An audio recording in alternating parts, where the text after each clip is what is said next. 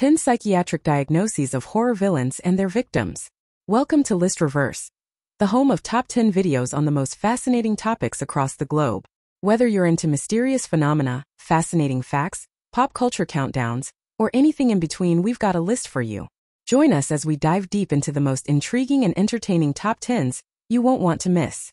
Not surprisingly, many horror movie villains suffer from serious mental illnesses, mental disorders, or physical diseases that cause bizarre behavior. Becoming monsters, they commit atrocities on innocent victims, stalking, murdering, raping, molesting, and bullying their prey. A vicious cycle of torment, suffering, madness, and crime is sometimes created, in which the victims become the victimizers of still others who are frequently guilty of nothing more than being in the wrong place at the wrong time. Their behavior is so hideous that some confuse their deeds with the acts of demonic beings, immortal bogeymen, mutants, ghosts, or the very devil himself. While these films often allow the possibility of both a supernatural and a natural explanation of the events they depict, medical science typically allows but one cause, although the cause, mental illness, whether it applies to a movie's villain or victim, like Stephen King's Monstrous It, takes many forms, all horrific and terrible to behold. 10 Michael Myers and Laurie Strode.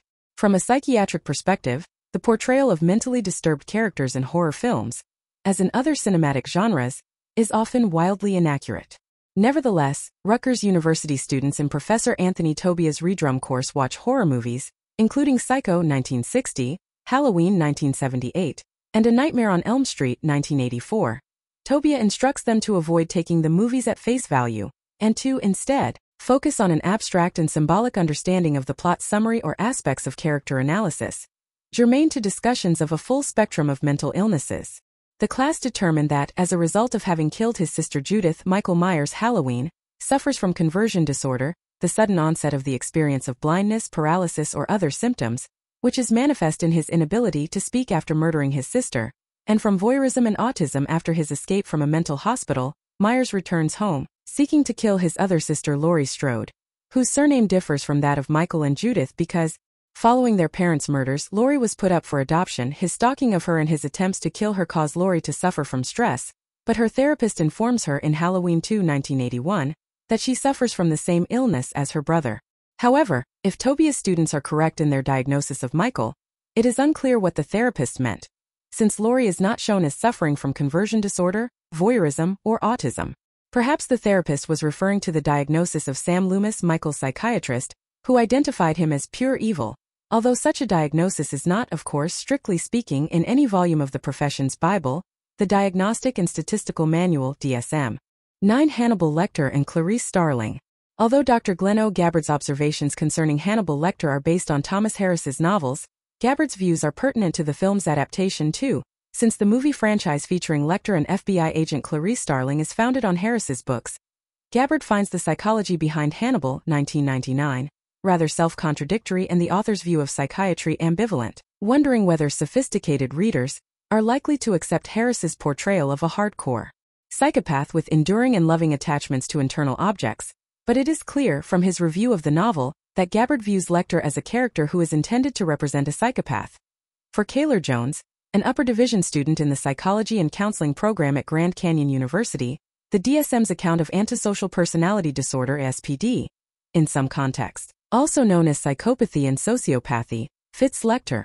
SPD is defined, she says, as a remorseless, habitual, and pervasive disregard for or violation of the regard for others, which certainly seems to describe the often charismatic and superficially charming killer who is able to quickly analyze people and determine how they can best be manipulated, and who can switch off their empathy at will. Psychology and psychiatry support Harris's characterizations of his villain as an antisocial psychopath. But what about Starling? What effect is her grueling conflict with Lecter likely to have had on the FBI agent? To find out, we have to turn from Harris's novels to the CBS television series Clarice, 2021. The series picks up a year after Buffalo Bill's murder spree and focuses on Starling rather than on Lecter, portraying Starling as suffering from post-traumatic stress disorder (PTSD), as a result of her encounter with Lecter and, indeed, as a result of her own childhood. As viewers are likely to recall, the cries of the lambs being slaughtered on her relative's Montana farm traumatized her as a child, causing her to have nightmares about them. 8. Freddy Krueger and Nancy Thompson. Wes Craven's A Nightmare on Elm Street, 1984, set in the imaginary town of Springwood, Ohio, features the stalking of teenager Nancy Thompson and her high school friends, some of whom Freddy Krueger murders. Krueger is motivated partly by revenge. He murders the children of the parents of his child victims after the parents banded together to burn him alive following his escape from punishment for having murdered their sons and daughters. However, Krueger is also motivated by pedophilic disorder, the sexual component of which is indicated by the fact that his victims were murdered in their beds. Tobia also detects a complication suggested by the behavior of Nancy's mother Marge, whom he suspects as having had an affair with Krueger. Although he has killed other children, Krueger spares Nancy as being somehow special, Tobia says, and Marge's reference to Krueger as Fred, when the other parents refer to him as Freddy Krueger, suggests Marge's memory of her intimacy with him. In addition, Marge has kept mementos of Krueger, his hat and glove. Bizarre behavior of Freddy was nothing more than a child killer. Perhaps it is due to her affair with Krueger that Marge, an alcoholic, hides the truth about the adult's murder of Krueger until it is no longer possible for her to do so. Meanwhile, Nancy seems to intuit the truth during her dreams. While the history of Freddy as a child murderer is ultimately provided by her mother, Nancy's discovery is metaphorical for the recovery of her lost memories. When Freddy is pursuing her, she runs to the basement of her home. She was likely imprisoned in Freddy's boiler room. Basement.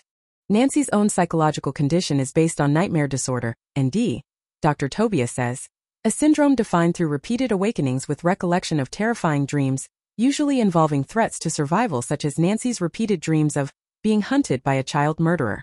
Tobia also sees the film as a figurative representation of narcolepsy, the usual onset of which occurs during adolescence, and is marked by hallucinations. The fact that the parents of Nancy and her friends burned Krueger to death after he was acquitted, on a legal technicality, of murdering some of their children represents the genetic nature of the teen's affliction.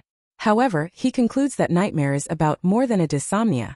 Nancy's sleep pathology is likely due to PTSD and to Nancy's, having been a victim of childhood sexual abuse.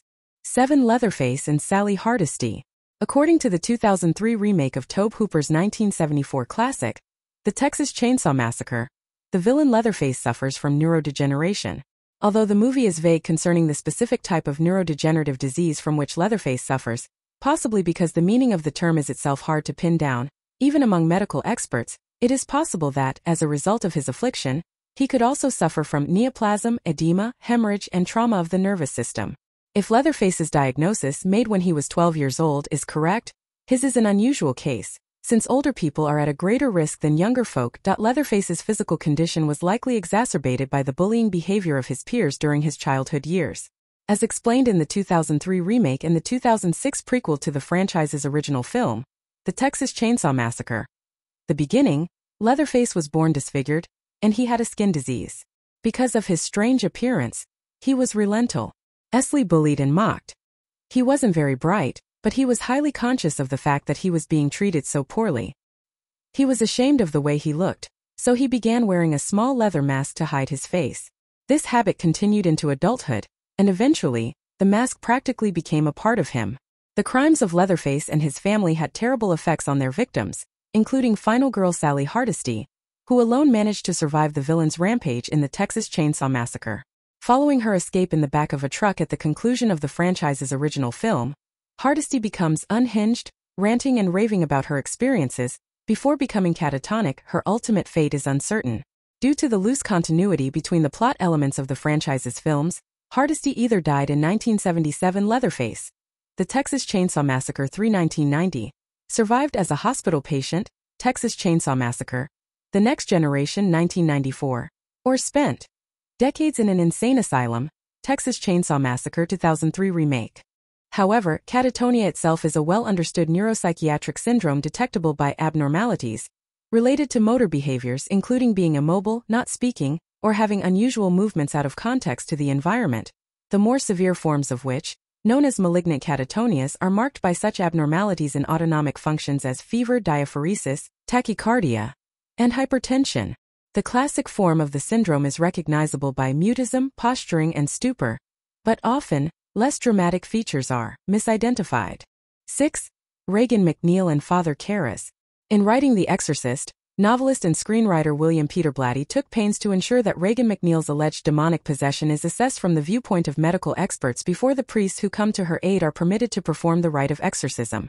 According to neurologist Suzanne O'Sullivan, M.D., the preteen's condition could have been of a psychosomatic nature, Regan could have experienced almost any symptom due to her distress, tremor, fatigue, speech impairments, numbness.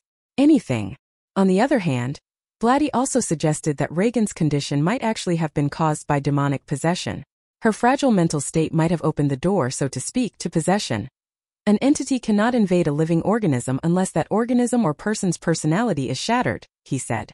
In his novel, the doctor's best diagnosis is that the girl is suffering from somnambuliform possession, a condition in which conflict or guilt leads to the delusion that the patient's body has been invaded by an alien intelligence or spirit.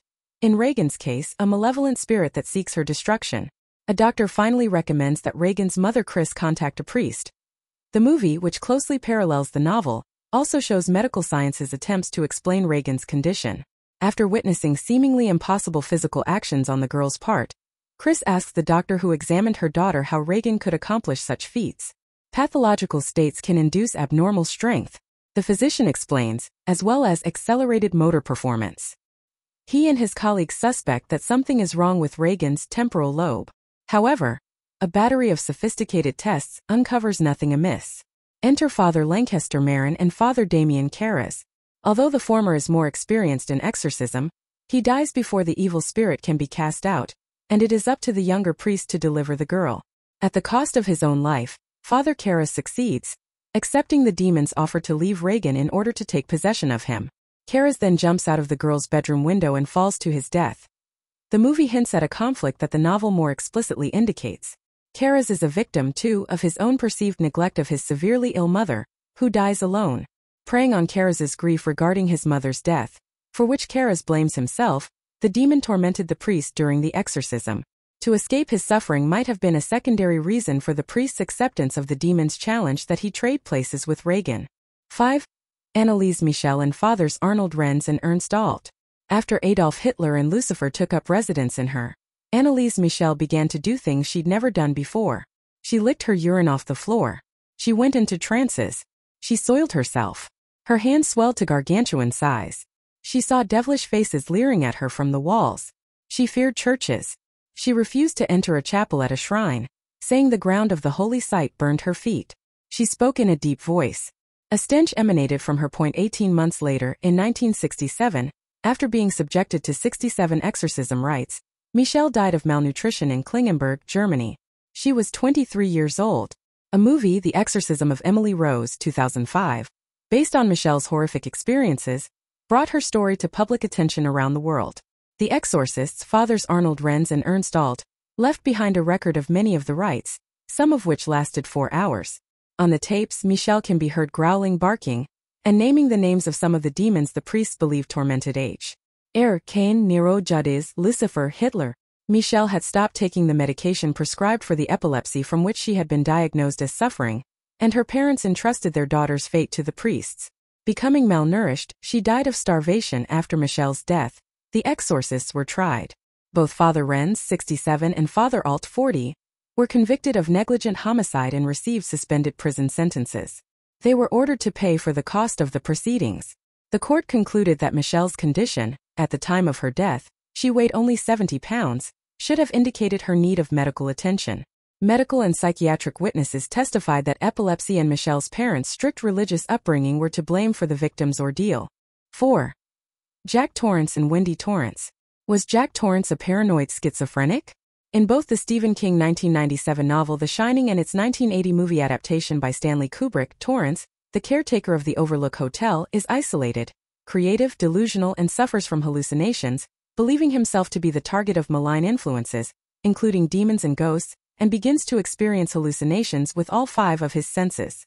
Had Wendy sought psychiatric help for her husband, rather than denying that he had a problem, there is a good chance, perhaps, that he could have been helped by a combination of drug treatment, psychological therapy, and bibliotherapy. Of course, Wendy herself and the couple's son Danny are as much victims as Torrance. An alcoholic with a bad temper, Torrance accidentally breaks Danny's arm when the boy pours beer over his father's manuscript. Torrance may drink to repress his awareness of failing as a father, which is concomitant with feelings of shame, guilt, self-hatred, and suicidal thoughts.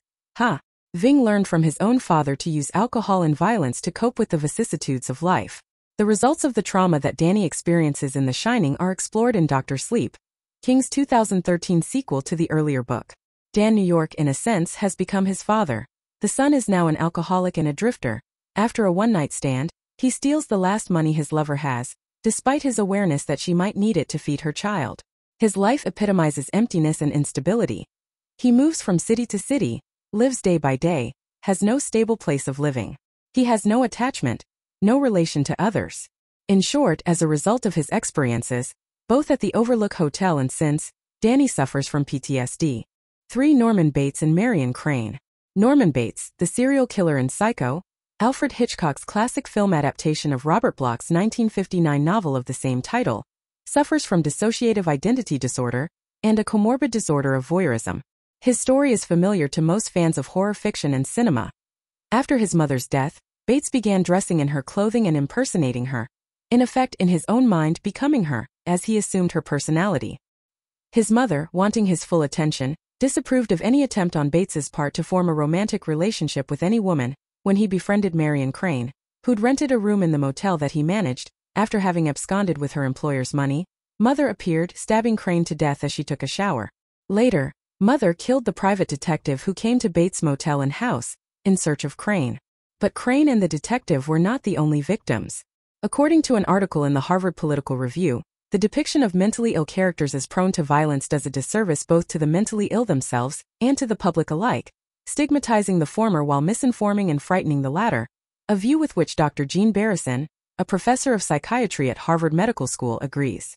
2. Andrew Leddy's and Edward Teddy Daniels. Shutter Island 2010, the film adaptation of Dennis Lehane's 2003 novel by the same title, keeps audiences on the edges of their seats with astounding plot twists. Nothing is as it first appears. U.S. Marshal Edward Teddy Daniels seeks a patient who has recently disappeared from an insane asylum. His mission seems to shift to that of exposing the facility as an expensive, cutting-edge torture chamber. During the film's final act, audiences learn that the movie is really about Teddy's psychosis. As a World War II veteran, Teddy experienced a good deal of trauma, but he managed to cope, although not in the best of ways. He becomes both an alcoholic and a workaholic. His coping strategies provide him just enough emotional detachment to blind him from another dangerous threat: his murderous bipolar wife Dolores, whom he kills after discovering that she has drowned their 3 children. Instead of developing PTSD, Teddy develops delusional disorder. Although he remains high-functioning, he is subject to delusions. Teddy's delusions are extreme and intense, and it is his mental disorder that drives the movie's plot, just as it directs his own delusional life as a prisoner who believes himself to be free, a patient who thinks he is well, and a killer who supposes he seeks the truth. His victims are not only himself but his wife and, in the opinion of Jeremy Kleiman, Psy.D, the public at large, to whom the movie does the disservice of depicting mental illness in the archaic medical model format in which a psychic virus arises, sneaks up on the mentally healthy mind with relative ease, causes irreversible damage, and refuses to ever let go. 1. Rosemary Woodhouse and Damien Thorne. In Rosemary's Baby, the 1968 film adaptation of Ira Levin's 1967 novel of the same title, after moving into a New York City apartment rumored to have been the scene of murder and cannibalism, Rosemary Woodhouse is raped by a demonic presence. The sexual assault results in pregnancy, and she believes she is carrying the demon's child. Has she experienced an encounter of the worst kind? Or is she suffering from postpartum psychosis, a rare condition that may occur within 2 to 4 weeks of delivery, as an overt, easily observed presentation of bipolar affective disorder? Bad. From a psychological point of view, Woodhouse is not only psychotic but also delusional. She believes that her baby is Satan's son. However, to some extent, her hallucinations may be caused or enhanced by the poison/herbs her husband Guy and his family give her. Although Rosemary's Baby is likely to be a victim of the chicanery of Gus and his family and of his mother's psychosis, bad, and delusions, the movie ends with him as a newborn whose eyes, according to an image that flashes across his mother's mind, are brown and feral-looking with slit-like pupils. The infant's fate remains undisclosed. Thanks for watching today's Top 10 on List Reverse. We hope you found it as exciting and informative as we did. If you did, be sure to give this video a big thumbs up and share it with your friends. It really helps us out. Don't forget to subscribe to our channel and click that notification bell, so you're always the first to know when we drop a new video. Got any suggestions for future Top 10s? Drop a comment below. We love hearing your ideas. Stay curious, stay entertained, and stay subscribed to List Reverse. Until next time, keep exploring those Top 10s.